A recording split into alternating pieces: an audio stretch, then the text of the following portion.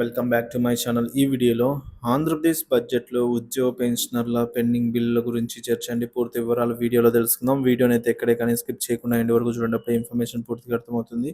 Video చూస్తున్న ప్రతి ఒక్కరు వీడియోకైతే లైక్ చేయండి ఫ్రెండ్స్. ఈ వీడియోని తోటి ఉద్యోగ పెన్షన్ మిత్రులతో అయితే షేర్ చేయండి.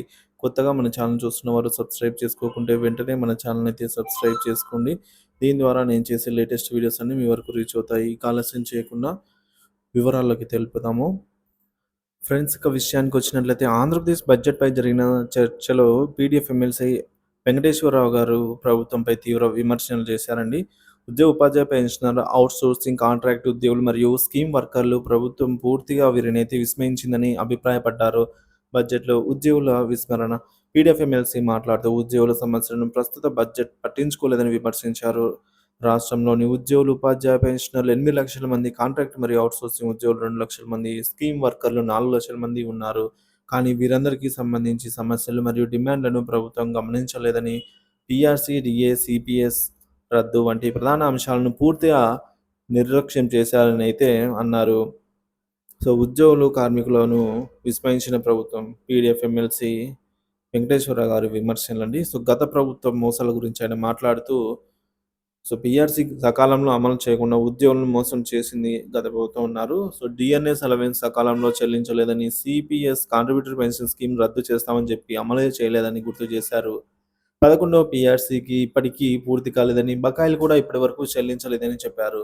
35,000 కోట్ల రూపాయల ఉద్యోగ బకాయిలలో ఎన్నికల ముందు కొంతమంది మాత్రమే చెల్లించినప్పటికీ ఇంకా 22,000 కోట్ల రూపాయలు పెండింగ్లో ఉన్నాయని వివరించారు.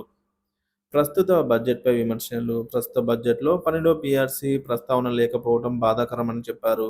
సిపిఎస్ సిపిఎస్‌ను జీపీఎస్ గ్యారంటీడ్ పెన్షన్ స్కీమ్‌గా మార్చినప్పటికీ ఇప్పటికీ దానిపై అమలుపై స్పష్టత లేదని విమర్శించారు. ఇకపోతే కాంట్రాక్ట్ అవుట్‌సోర్సింగ్ ఉద్యోగులు, డైలీ వేజ్, అలాగే పార్ట్ టైమ్ టీచర్లు మరియు గెస్ట్ టీచర్లు వంటి వర్గాలకు కనీస వేతనాలు కూడా అమలు కావటం లేదని తెలిపారు. ఈ వర్కర్లకు, అలాగే స్కీమ్ వర్కర్లకు మరియు చిరుద్యోగులకు, మిడ్ డే మీల్స్ కార్మికులకు, స్కీమ్ వర్కర్స్, అలాగే చిరు ఉద్యోగులను ఇలా అనేక మంది అసంఘటిత రంగ కార్మికుల సమస్యలను కూడా పట్టించుకోవడం లేదని అన్నారు. గత 10 సంవత్సరాల నుంచి వీరిలో కొందరి వేతనాలు అయితే మనము చూసుకున్నట్లయితే ఎటువంటి మార్పు లేదనైతే చెప్పవచ్చు. ఎందుకంటే చూసుకున్నట్లయితే ఇప్పుడు పెరుగుతున్న ధరల ప్రభావం కారణంగా వారి కనీస వేతనాలు పెరగకపోవటం వల్ల వారి వేతనాలు, వాస్తవ వేతనాలు తగ్గిపోతున్నాయని గుర్తు చేశారు. వీరికి కనీసం 2 ఏళ్లకోసారి వేతన సవరణ చేయాలని డిమాండ్ చేశారు. ఉద్యోగుల సమస్యలు పరిష్కారం.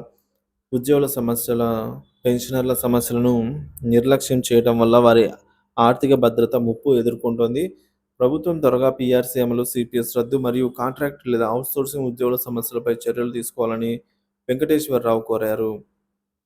అటు ప్రభుత్వంతో పాటు ఇటు ఉద్యోగ సంఘాలు కూడా ఈ అంశాలపై తిరుగుబాటుకు సిద్ధమవుతున్నాయని వ్యాఖ్యానించారు. మొత్తానికైతే ఈ బడ్జెట్‌తో అనేక వర్గాలు తీవ్ర నిరాశ చెందాయని చెప్పవచ్చు. ప్రభుత్వంలోని వైఫల్యాలను పునరాలోచించి ఉద్యోగ, ఉపాధ్యాయ మరియు అసంఘటిత రంగ కార్మికుల సమస్యలపై తక్షణమే చర్యలు తీసుకోవాలని పీడీఎఫ్ ఎమ్మెల్సీ ఈ మేరకు స్పష్టం చేశారు ఫ్రెండ్స్.